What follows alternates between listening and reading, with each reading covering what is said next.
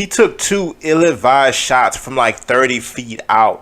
I rise like the sun sometimes, but then I fall. Like a black moon, I rise when the night falls. When the night falls, the mic calls. So listen, it's the ultraviolet rays that keep me rising on the mission. What up, Hype Squad? It's your boy Lucrecio.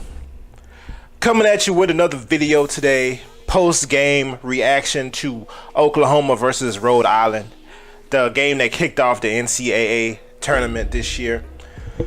And this game featured Mr. Trae Young, which is one of candidate for Player of the Year, one of the hottest names in college basketball, gonna be a top 10 pick, probably gonna end up on the Cavaliers somehow. And his performance, so in the first half, he came out hot. He hit all 4 of his shots in the first half. However, he did not shoot that much. The defense was doing a lot of different stuff. They were trying out different defenders. They were trying length on them.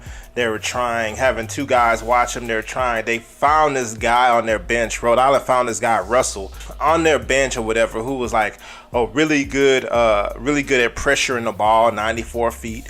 So they had him on him, and he did a pretty good job on Trae Young the whole game. Trae Young and the University of Oklahoma had an advantage going into the halftime. They came out of the half, still had the advantage.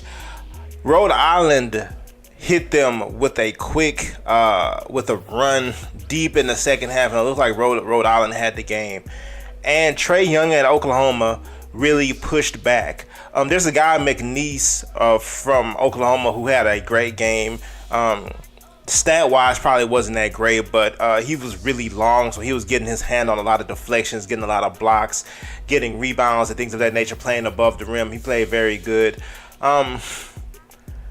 Oklahoma ended up getting control of the game again. The game ended up going into overtime.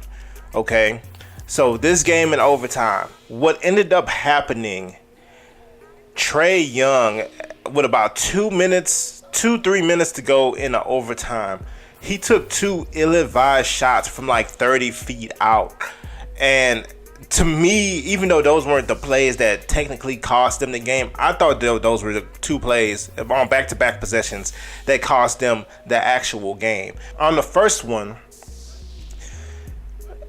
the ball could have moved. It was early in the shot clock. It seemed like it was like 7 seconds into the shot clock, 8 seconds to the shot clock, where he fired one up from over 30 feet away, and it bricked or whatever.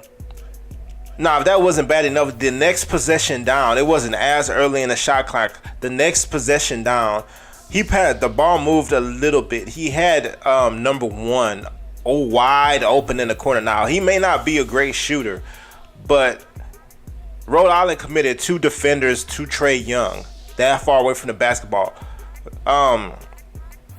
He had number 1 wide open in the corner and did not pass him the ball.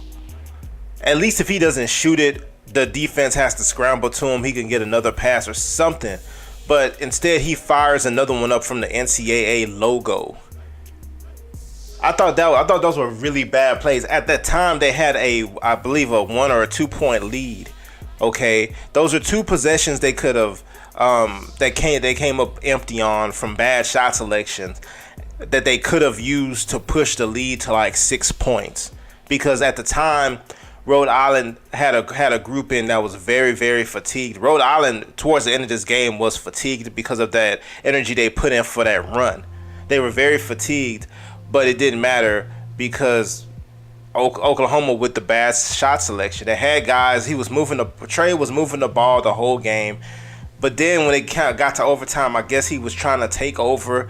And those shots, even though I know it's possible to make them, I don't care who's shooting them. It could be Steph Curry himself shooting shots like that. It's a dumb shot in that situation. If you could score on 2 possessions, get 2 quality possessions, you can win that game and advance in the tournament. Even though many people think you didn't, deserve to be there, but instead they are not advancing. Rhode Island ended up putting together some possessions after possessions. They ended up getting a little bit of a lead towards the end. I believe it was Stanley Robertson or whatever. I don't remember his name if that's incorrect. Who had like a James Harden type step back shot that iced the game for Rhode Island. So a very winnable game for Oklahoma, but they did not win. In my opinion, a lot because of two decisions Trae Young made. All right, that being said, they just won't advance in this tournament, but Trae Young is still gonna be a stud in the NBA. Good luck on the Cavaliers. But yeah, more videos coming. I know I hadn't been uploading in a while. More videos coming, and we're approaching the summer, and you know what happens in the summer. We're gonna pick up that heat when it comes to uploading in the summer. All right, but yeah. As for now, Oklahoma's out. All right, see you next time.